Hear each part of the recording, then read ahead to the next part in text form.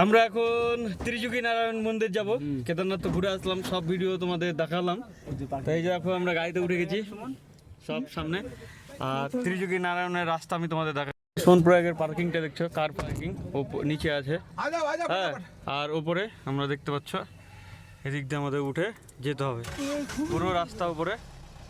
হলো তাহলে সফর শুরু আমাদের ত্রিযুগী নারায়ণ মন্দিরের জন্য। আমাদের তো কেদারনাথ থেকে আস্তে আস্তে রাত লেগে গেল। রাতে আমরা সোনপ্রয়াগে থাকলাম, তোমাদের গৌরীকুণ্ড এর আগের ভিডিওতে দেখালাম। তারপরে এখান থেকে আমরা প্ল্যান করেছিলাম তোমরা যদি কেদারনাথ আসো অবশ্যই কেদারনাথ থেকে তোমরা কিন্তু ত্রিযুগী নারায়ণ মন্দির যাবা। ত্রিযুগী নারায়ণ মন্দিরটা হলো শিব পার্বতীর বিয়ে হয়েছিল ওখানে। তো ওখান থেকে বেশি না, তোমরা যদি গ্রুপে থাকো হয়তো 1,500 টাকা ভাড়া নেবে, তোমাদের নিয়ে যাবে অনেক উপরে। তো অবশ্যই দেখে আসবা, বেশি টাইম লাগবে না, হয়তো 1-2 ঘন্টার ভিতরে ঘুরে চলে আসবা। তো যেতে যেতে তোমরা দেখতেই পাচ্ছ পাহাড়ে খুব সুন্দর একটা ভিউ, মানে খুব ভালো লাগবে। তো অবশ্যই যাবা। আর একটা তোমাদের বলে দিই যে ত্রিযুগী নারায়ণ মন্দিরে গেলে তোমরা হাবানে পুজো দিবা অবশ্যই, কেননা ওখানকার মেন হলো হাবান পুজো। তো ওই পুজো দেওয়ার পর কেননা এখানে হাবানটা যে জ্বলছে 3 যুগ থেকে জ্বলছে বললে মানে লিবেনি, তার জন্য ওখানকার খুব মহিমা। ওখানকার হাবানের ছাই নিয়ে এসে বাড়িতে রাখতে পারবা শুভ কাজ করার জন্য। তারপরে তোমরা সোনপুরাগে যদি চাও গাছামু জিনিস নিতে পারো, অনেক দাম কম, দাম দর করবা, দাম কিন্তু অনেক চাইবে। কস্তুরি আমরা নিয়েছিলাম, যেটা হরিণের কস্তুরি বলছে, তারপর মাথা ব্যথা তেল, আরও অনেক কিছু তোমার অনেকে অনেক কিছুই নিয়েছে, দাম কম, কিন্তু দাম দর করবা, নাহলে ঠগা পড়ে যাবা। তারপরে এই করতে করতে আমরা তোমার ত্রিযুগী নারায়ণ মন্দির পৌঁছে যাব। মন্দিরটা খুব সুন্দর, আমরা ভাবতে পারি না এত সুন্দর মন্দির। তোমরা সোনপুরাগ থেকে অবশ্যই ত্রিযুগী নারায়ণ মন্দির যাবা। এখান থেকে গাড়িতেই যেতে হয়, হাঁটার কোনো ব্যাপার নাই। কেদারনাথে যেরকম হাঁটা সেরকম হাঁটতে হবে না, পুরোটাই তোমরা গাড়িতেই চলে যেতে পারবা। ব্যাস একটু হাঁটতে মন্দিরে শুধু যেতে হবে একটু করে। দেখতে পাচ্ছ কত খাতরা রাস্তা, দেখতে পাচ্ছ, তারপরেও কিন্তু খুব ভালো লাগে। তারপরে ওখানকার ড্রাইভার দ্বারাও খুব ভালো পেয়েছিলাম, খুব সুন্দর গল্প করা, ওখানকার সম্বন্ধে বলা, গাইডের মতন ভালো লাগছিল। তো এরকম ড্রাইভার পেলেও ভালো লাগে, অনেক টাইমে ঘোরার মজাটাই আলাদা হয়ে যায়। এইভাবে আমরা পুরোটা ঘুরলাম। আর কিছু তোমাদের ইনফরমেশন জানার থাকলে কমেন্ট করবো, আমি যতটা পারি তোমাদের হেল্প করবো তোমরা যদি ঘুরতে যাও। আর আমার আরও ভিডিও যেগুলো ছাড়া আছে তোমরা রিলসে যে দেখতে পারো, রিলস সেকশনে, না হলে বড় বড় ভিডিওতেও তোমরা দেখবা। তো কিছু কিছু ইনফরমেশন অবশ্যই তোমরা কেদারনাথ যাওয়ার আগে দেখতে পাচ্ছ সামনে বরফের পাহাড়, খুব সুন্দর লাগছে, তো ইনফরমেশনগুলো পেয়ে যাবা। তো অবশ্যই তোমরা যদি কিছু জানার থাকে কমেন্ট করবা, না হলে তোমরা পুরো ভিডিওগুলো দেখবা আমার প্রথম থেকে একবারে।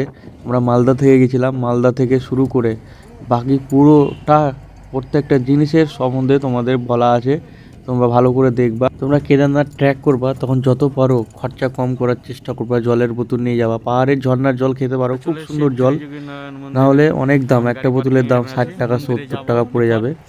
তোমরা পারলে যত পারো সেভ করবা। ত্রিযুগী নারায়ণ মন্দির এখান থেকে হেঁটে যেতে হবে, এখান থেকে একটু হেঁটে যেতে হবে। আমরা এখানে জুতা খুলে দিয়েছিলাম গাড়িতে, তো তোমরা খুলবা না, কেননা খুব ঠান্ডা, পায়ে ঠান্ডা লাগবে। ওখানে খোলার জায়গা আছে, দেখতে পাচ্ছ পাহাড়ের প্রকৃতি। ওখানে পার্কিং থেকে দেখো চারদিক ঘুরে দেখাচ্ছি। কেদারনাথে যদি তোমরা ম্যাগি খাও, ম্যাগি 50 টাকা, সব কিছুর দাম বেশি। আমাদের বললাম গত ভিডিওগুলো দেখবা। তারপরে এই যে আমরা চলে যাচ্ছে এবার ত্রিযুগী নারায়ণ মন্দিরের এখানে। এখানে তোমরা অনেক কিছু ভোগ টোগ যা কিনবা সবই কিনে পাবা, কিন্তু একটু দাম বেশি, ব্যাস। কিন্তু কোনো টেনশন নাই, টাকা থাকলে সব পাওয়া যাবে। দেখতেই পাচ্ছ খুব সুন্দর বাজার, একবারে মেলার মতন লেগেই আছে। তারপরে সামনে আমরা দেখো ত্রিযুগী নারায়ণ মন্দির চলে আসলাম সামনে,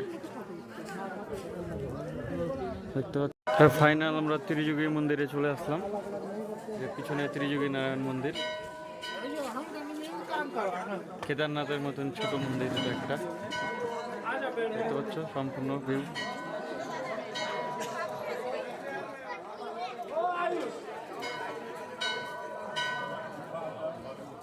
আচ্ছা দারুণ করা আছে মন্দির। কোনটা বললো যে আগুন জ্বলছে ভিতরে আছে?